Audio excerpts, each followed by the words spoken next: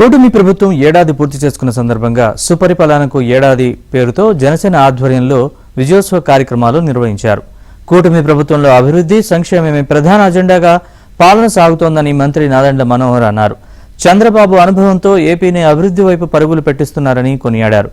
కూటమి ప్రభుత్వంపై ప్రజలు పెట్టుకున్న నమ్మకం వమ్ము చేయబోమని, మరో 30 ఏళ్ల పాటు ఏపీలో కూటమి పరిపాలన కొనసాగుతుందని ఎంపీ కేశినేని చిన్ని ఆశాభావం వ్యక్తం చేశారు.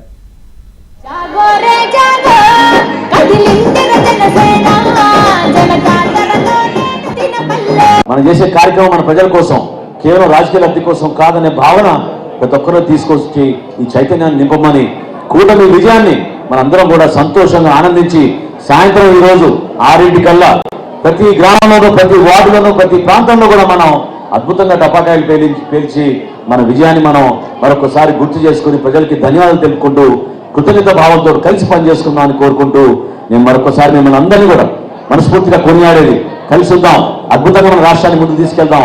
మన నాయకులు పవన్ కళ్యాణ్ గారి సారథ్యంలో మనం చేస్తున్న కార్యక్రమాల్ని నరేంద్ర మోడీ గారు, అదేవిధంగా చంద్రబాబు నాయుడు గారు తీసుకెళ్తున్న మన ప్రభుత్వాన్ని మనం ముందుకు తీసుకెళ్దాం కోరుకుంటూ సెలవు తీసుకుంటున్నాను. జై కూటమి, జై కూటమి.